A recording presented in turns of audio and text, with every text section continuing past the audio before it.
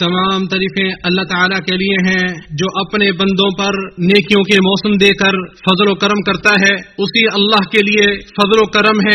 اور میں گواہی دیتا ہوں کہ اللہ سبحانہ و تعالیٰ کے علاوہ کوئی معبود برحق نہیں ہے، وہ اکیلا ہے، اس کا کوئی شریک نہیں. اور میں گواہی دیتا ہوں کہ محمد صلی اللہ علیہ وسلم اس کے بندے اور رسول ہیں. اللہ رب العزت کی رحمت نازل ہو نبی کریم صلی اللہ علیہ وسلم پر، آپ صلی اللہ علیہ وسلم کی آل پر، اور قیامت تک آپ کی سنت کی پیروی کرنے والوں پر. حمد و صلوات کے بعد میں اپنے آپ کو اور آپ سب کو تقوی الہی کی وصیت کرتا ہوں. ارشاد باری تعالی ہے، اے ایمان والو اللہ تعالیٰ سے ویسے ڈرو جیسے اس سے ڈرنے کا حق ہے، اور نہ تم مرو مگر اس حال میں کہ تم مسلمان ہو. آخری عشرے کی پرکیف ہوائیں چلنے ہی والی ہیں، اس کے جھونکے قریب آ چکے ہیں، اس کی روشنیاں نظر آنے لگی ہیں، اور صالح و نیک لوگ اس کے فضائل کو سمیٹنے کے لیے بےتاب ہیں. جب انسان اپنے دل کی سیر کرتا ہے، اپنی یاد ماضی کو تازہ کرتا ہے، گزشتہ ایام پر غور و فکر کرتا ہے، اور اپنی کمزوری، کوتاہی، لاپرواہی، گناہوں اور کمیوں کو یاد کرتا ہے، تو وہ اس موسم میں بے اختیار اپنی ہمت و حوصلے کو بلند کر لیتا ہے، اپنے دل کے عزم و ارادے کی تجدید کرتا ہے، اپنی نیند سے بیدار ہو جاتا ہے، اور اپنی گردن سے سستی و کاہلی کے لباس کو اتار پھینکتا ہے، تاکہ جو اس سے چھوٹ چکا ہے اس کا تدارک کر سکے، اور جو آنے والا ہے اس سے فائدہ اٹھا سکے. تو ایسے وقت میں عزائم اور حوصلوں میں تفاوت نمایاں ہو جاتا ہے، اور ارباب عزیمت ایک دوسرے پر فوقیت لے جاتے ہیں. ان میں سے بعض لوگ تو ہر لمحے کو غنیمت جانتے ہیں اور ہر منٹ کو نیکی کمانے میں صرف کرتے ہیں. چنانچہ تسبیح و تحلیل، تحمید، تکبیر، قیام، ذکر، تلاوت قرآن اور تدبر جیسی عبادتوں کی نعمت میں مگن رہتے ہیں.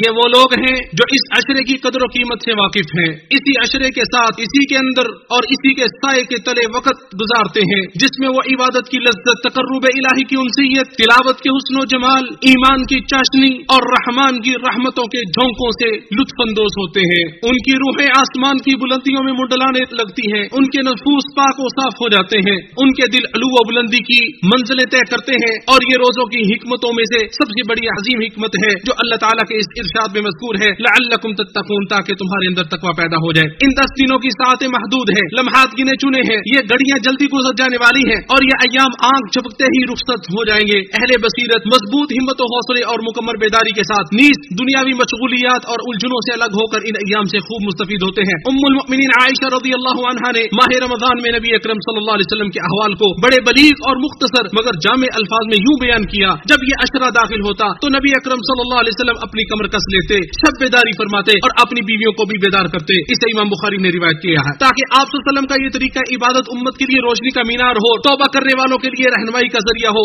اطاعت کرنے والے اسے اپنا منہج بنا لیں، وہ گنہگاروں کی پناہ گاہ ہو، اور اہل ایمان اس سے ترقی کی منزلیں طے کریں. اس عشرے کی راتوں میں رب کے ساتھ مناجات و سرگوشی کتنی ہی اچھی لگتی ہے. بندہ اپنے مالک و مولا کے ساتھ خلوت نشینی اختیار کر لیتا ہے، اپنے رنج و غم اور حزن و ملال کا اظہار کرتا ہے، اپنی شکایتیں پیش کرتا ہے، اپنے خالق کے سامنے اپنی آرزویں اور امیدیں رکھتا ہے، اپنے گناہوں کا اعتراف کر لیتا ہے، اپنی خطاؤں کا اقرار کرتا ہے، اپنی توبہ کا اعلان کرتا ہے، اپنے آنسو خوب بہاتا ہے، اپنے دل کو خشیت، امید اور عاجزی و انکساری سے آباد کرتا ہے، اور اپنے رب سے گڑ گڑاتے ہوئے خفیہ انداز میں دعائیں کرتا ہے. اس کے سوا تمہارا کوئی رب نہیں، وہی ٹوٹے ہوئے دلوں کو جوڑنے والا ہے. چنانچہ پھر دعائیں قبول ہوتی ہیں، فیوز و برکات کا نزول ہوتا ہے، اور رحمتوں کی بارش برستی ہے. ارشاد باری تعالی ہے، جب میرے بندے میرے بارے میں آپ سے سوال کریں تو آپ کہہ دیں کہ میں بہت ہی قریب ہوں، ہر پکارنے والے کی پکار کو جب بھی وہ پکارے قبول کرتا ہوں. اور حدیث میں ہے، بے شک تمہارا رب باحیا اور سخی ہے، وہ اپنے بندے کے اپنی بارگاہ میں اٹھے ہوئے ہاتھوں کو خالی لٹاتے ہوئے حیا کرتا ہے. اسے امام ترمذی نے روایت کیا ہے. لہٰذا اپنے آپ کو خرید لو، ابھی بازار ختم نہیں ہوا ہے، قیمت بھی باقی ہے، اور ٹال مٹول کے وسوسے پر دھیان مت دو. شب قدر کے بارے میں اللہ تعالیٰ کا ارشاد ہے،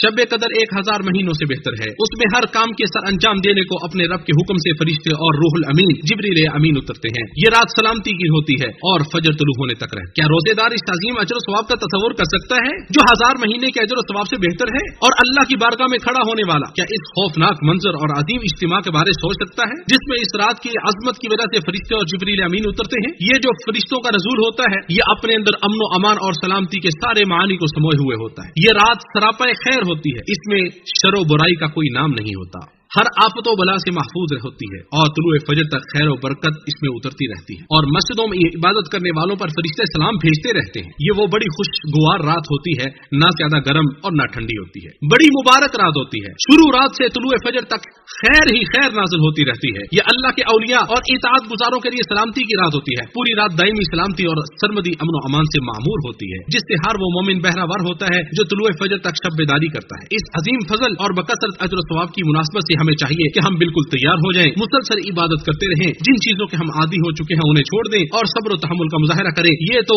बस चंद अय्याम हैं, फिर फल तोड़ने का वक्त आ जाएगा और इंसान उस बात पर अपने रब का शुक्र अदा करेगा कि उसके रब ने उसे चुन लिया था ताकि वो इस गनीमत को हासिल कर सके, उसकी नेकियों में इजाफा हो सके और वो बरकतों से बहरामंद हो सके। हदीस शरीफ में है, नबी करीम सल्लल्लाहु अलैहि वसल्लम ने फरमाया, तुम्हारे ऊपर एक महीना आया है जिसमें एक रात है जो 1000 महीनों से अफजल है। जो शख्स इस रात से महरूम रह गया गोया सारी भलाई से महरूम रह गया। इसे इब्ने माजा ने रिवायत किया है। सैयदा आयशा रज़ियल्लाहु अन्हा कहती हैं, मैंने अल्लाह के रसूल सल्लल्लाहु अलैहि वसल्लम से सवाल किया, अगर मुझे लैलतुल कद्र का इल्म हो जाए तो बतलाएं कि मैं इस रात में क्या कहूं। तो आप सल्लल्लाहु अलैहि वसल्लम ने फरमाया, तुम कहो अल्लाहुम्मा इन्नका अफ़ुव्वुन तुहिब्बुल अफ़्व फ़अफ़ु अन्नी, ऐ अल्लाह तू मुआफ करने वाला है और तू मुआफी को पसंद करता है, बस मुझको मुआफ कर दे। इसे इमाम तिरमिज़ी, नसाई, इब्ने माजा और अहमद ने रिवायत किया है। ये अल्फाज अहमद के हैं। अल्लाह सुब्हानहु व तआला मुआफ करने वाला है, मुआफी को पसंद करता है। वो हमेशा से अफ़्व दरगुज़र की वजह से मारूफ है और अपने बंदों के गुनाहों को बख्शने की सिफत से मुत्तसिफ है। फिर जब एक मुसलमान उसे पुकारता है, ऐ अल्लाह तो मुझे मुआफ कर दे, तो जब अल्लाह की बख्शिश आपको नसीब हो जाए तो उसकी मुआफी के क्या कहने, वो आपको सआदतमंद बना देगा, आपको हैरानो शस्तर कर देगा, आपके जिस्म, दिल और रूह को पाको साफ कर देगा, वो आपसे राजी हो जाएगा और आपको खुश कर देगा। जब सिद्क़ के दिल से जुबान से ये दुआ जारी सारी रहे, ये कलिमात नदामत और तौबा व इनाबत की हालत में आसमान की तरफ बुलंद हो, फरिश्तों के नज़ूर और लैलतुल कद्र के अनवार भी साथ मिल जाए, तो ये एक ऐसी नेमत होगी जिसका कोई बदल नहीं हो सकता, ऐसा फजल होगा जिसका कोई मुकाबला नहीं हो सकता और ऐसी सआदत होगी जो बयान से बाहर है। अल्लाह ताला के आपको मुआफी से मुराद ये है, अल्लाह गुनाहों को बख्श देता है, खताओं से दरगुजर कर देता है, उन पर पर्दापोशी करता है, मुसीबतों और मासियतों को मिटा देता है, नेकियों को दुगना कर देता है, बल्कि गुनाहों को नेकियों में तब्दील कर देता है। इरशाद बारी ताला है, मगर जो तौबा करेगा और ईमान ले आएगा और नेक अमल करेगा तो अल्लाह उसके गुनाहों को नेकियों से बदल देगा और अल्लाह बड़ा मुआफ करने वाला बेहद मेहरबान है। और हदीस में है, अल्लाह ताला मोमिन को अपने नजदीक बुला लेगा और उसे अपने पहलू में ले लेगा और उसे छुपा लेगा। अल्लाह ताला उससे फरमाएगा, क्या तुझे फुला गुनाह याद है, फुला गुनाह याद है? वो मोमिन कहेगा, ए परवरदिगार हाँ। आखिर जब वो अपने गुनाहों का इकरार कर लेगा और उसे यकीन आ जाएगा कि अब वो हलाक हो गया, तो अल्लाह ताला फरमाएगा, मैंने दुनिया में तेरे गुनाहों पर पर्दा डाला और आज भी मैं तेरी मफरत करता हूँ, चुनाचे उसे उसकी नेकियों की किताब दे दी जाएगी। इसे इमाम बुखारी ने रिवायत किया है। अल्लाह ताला के कमाल अफ़्व दरगुज़र का आलम यह है कि बंदा अपने नफ्स पर जिस कदर भी ज्यादती कर ले फिर उसकी तरफ तौबा कर ले तो वो उसके तमाम जराइम को माफ कर देता है। इरशाद बारी ताला है, कह दे, ऐ मेरे बंदो जिन्होंने अपनी जानों पर ज्यादती की,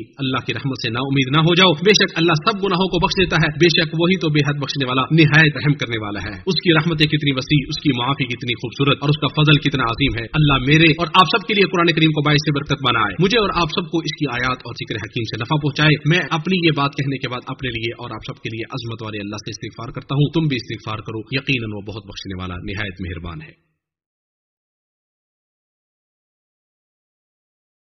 तमाम तारीफें अल्लाह ताला के लिए हैं, जिस अल्लाह ने आखिरी अशरा हमारे नसीबों में किया या हमारे नसीबों में करने वाला है। और मैं गवाही देता हूँ कि हमारे सरदार और नबी मोहम्मद सल्लल्लाहु अलैहि वसल्लम अल्लाह के बंदे और रसूल हैं। अल्लाह ताला की रहमत नाजिल हो नबी करीम सल्लल्लाहु अलैहि वसल्लम पर और आपके आल पर। हम्द व सलात के बाद मैं अपने आप को और आप सबको अल्लाह ताला से डरने की और अल्लाह ताला की तक़वा की वसीयत करता हूँ। ये बाबरकत मजमा जो निदाए इलाही पर लब्बई कहता हुआ हाजिर हुआ है, जिसके आने से हरमैन के सारे गोशे और सहन भर गए हैं, ये वो अहले ईमान है जो अल्लाह के घरों में सफ बंदी किए हुए हैं और जो अपने घरों में कदमों पर खड़े हो क़यामुल लैल करते हैं। ये वो लोग हैं जिनके दिल अल्लाह की तरफ मुतवज्जे हैं, उनकी जुबानें अल्लाह की आयात की तिलावत करती हैं। ये लोग आयात बय्यिनात को सुनते हैं, वाज़ और नसीहत सुनकर डरते हैं, अल्लाह के हुक्मों के सामने सरे तस्लीम खम करते हैं, हुदूद इलाही पर ठहर जाते हैं, अल्लाह की रहमत की उम्मीद रखते हैं, उसके अज़ाब से डरते हैं, उसकी बख्शिश और मग़फ़िरत की बारान से मुस्तफ़ीद होते हैं। दुनिया के मशरिक़ और मग़रिब से आए हुए ये लोग रमजान के रोजों और क़याम की हलावत और मिठास से लुत्फ़ अंदोज़ होते हैं। ये लोग मुहिब्बीन की तरह तड़प, तौबा करने वालों की तरह खुशू खुजू, गुनाहगारों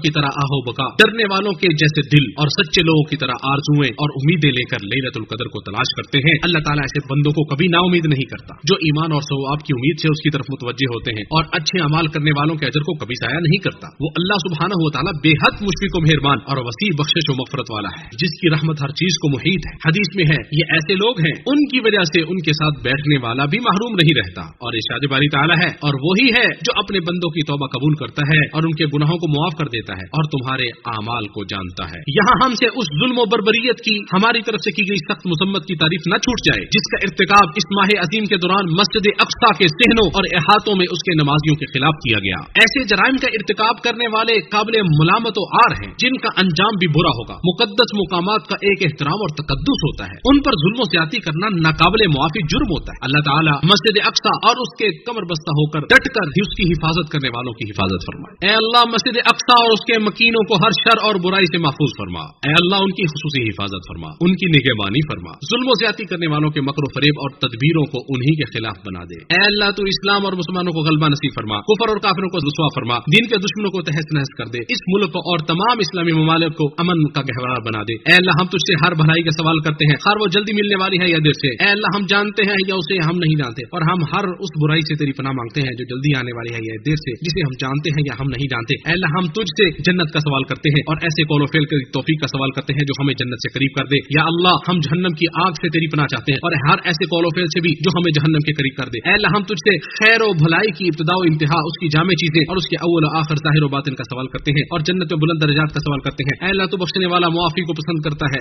لہذا ہمیں معاف فرما. اے اللہ ہم تیری نعمت کے ظاہر ہونے سے, تیری دی ہوئی عافیت کے پھر جانے سے, تیری ناگہانی گرفت اور تیرے ہر قسم کی ناراضگی سے پناہ مانگتے ہیں. اے اللہ ہمارے امام خادم حرم شریفین کو اپنے پسندیدہ کاموں کی توفیق عطا فرما, ان کے ولی عہد کو ہر خیر کی توفیق عطا فرما, ان دونوں کو نیکی اور تقوی کے کاموں کی توفیق عطا فرما, اور تمام مسلم حکمرانوں کو اپنی شریعت کے نفاذ اور اپنے نبی کی سنت کی پیروی کرنے کی توفیق عطا فرما. اے ہمارے پروردگار ہمیں دنیا و آخرت میں خیر و بھلائی عطا فرما اور ہمیں آگ کے عذاب سے محفوظ فرما. ارشاد باری تعالیٰ ہے, ان دونوں نے کہا اے ہمارے پروردگار ہم نے اپنی جانوں پر ظلم کیا, اور اگر تو نے ہمیں نہ بخشا اور ہم پر رحم نہ کیا تو یقیناً ہم ضرور خسارہ پانے والوں میں ہو جائیں گے. اے اللہ درود و سلام نازل فرما نبی صلی اللہ علیہ وسلم پر, نبی صلی اللہ علیہ وسلم کے آل پر, اور ہماری آخری پکار یہ ہے کہ تمام تعریفیں اللہ رب العالمین کے لیے.